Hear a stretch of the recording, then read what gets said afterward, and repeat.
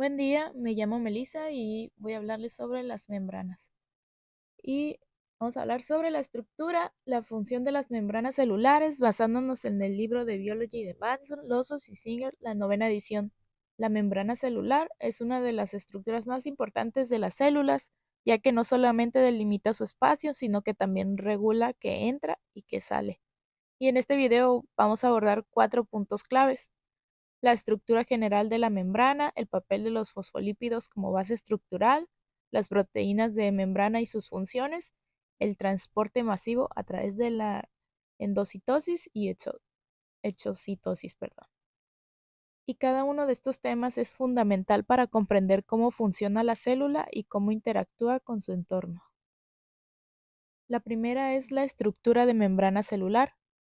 La membrana celular es una estructura flexible y semipermeable que rodea todas las células vivas. Está compuesta principalmente por una bicapa de fosfolípidos, proteínas y carbohidratos. Este diseño se conoce como el modelo de mosaico fluido, propuesto por Singer y Nicholson en 1972. Hablamos de el componente en color morado.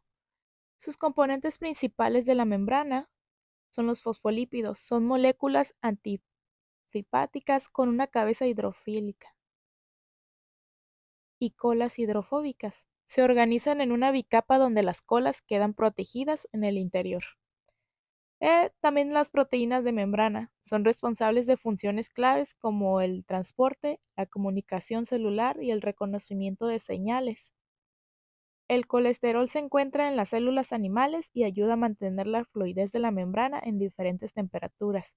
Los carbohidratos se unen en proteínas y lípidos formando glicoproteínas y glicolípidos, esenciales para el reconocimiento celular.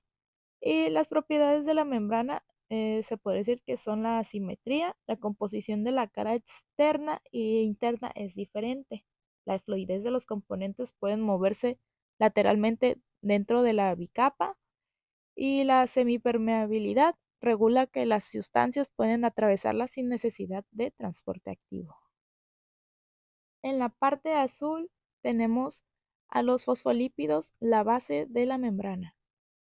Son los principales componentes estructurales de la membrana y permiten la formación de la bicapa lipídica de forma espontánea debido a su naturaleza anfipática. Sus características son que la cabeza es hidrofílica, o sea, atrae el agua, y está compuesta por un grupo fosfato. Las colas son hidrofóbicas, ellas rechazan el agua y están formadas por ácidos grasos. Se organizan de forma que las cabezas queden expuestas al agua dentro y fuera de la célula, mientras que las colas quedan en el interior de la bicapa, o sea, lejos del agua. Las funciones clave de la bicapa de fosfolípidos: su impermeabilidad selectiva solo permite el paso de moléculas pequeñas y no polares, como el oxígeno y el dióxido de carbono. La flexibilidad permite el cambio de forma de la célula sin romperse, y el autoensamblaje se repara automáticamente cuando se rompe gracias a las interacciones hidrofóbicas. En el componente rosita tenemos las proteínas de membrana y sus funciones.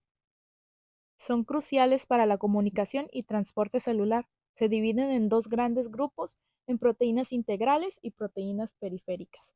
Son tipos de proteínas de membrana. Las integrales atraviesan toda la bicapa y están firmemente unidas. Ejemplo, como los canales iónicos y transportadores. Las proteínas periféricas se adhieren a la superficie de la membrana sin penetrarla. Y como ejemplo, puede ser la señalización celular. Las funciones principales: el transporte. Las proteínas canal y transportadoras permiten el paso de sustancias específicas. Señalización celular. Los receptores de membrana detectan señales químicas del exterior. Reconocimiento celular. Los glicoproteínas permiten que las células se identifiquen entre sí. Unión y comunicación celular. Algunas proteínas conectan células para formar tejidos. Y por último punto tenemos el verde, es transporte masivo de endocitosis y exocitosis. Disculpa. Y aunque la membrana permite la difusión de algunas moléculas pequeñas, Muchas sustancias grandes necesitan mecanismos especializados para entrar o salir de la célula. Dos de los procesos más importantes de la endocitosis y la exocitosis. En la endocitosis, la incorporación de material a la célula forma vesículas a partir de la membrana plasmática para ingerir sustancias grandes. Existen tres tipos. La primera es la fagocitosis, como de comer células. La célula envuelve partículas sólidas grandes como bacterias y, por ejemplo, como los macrófagos. La número 2 es pinocitosis. Esta es como de beber células. La célula ingiere líquidos y solutos disueltos. Y la tercera es endocitosis mediada por receptores. Se usan proteínas receptoras para capturar moléculas específicas como hormonas, digamos. La exocitosis es expulsión de material fuera de la célula. La célula utiliza vesículas para liberar sustancias al exterior. Ejemplo, las neuronas neurotransmisores por exocitosis para comunicarse con otras células. Estos procesos permiten a la célula interactuar con su entorno y regular su composición interna.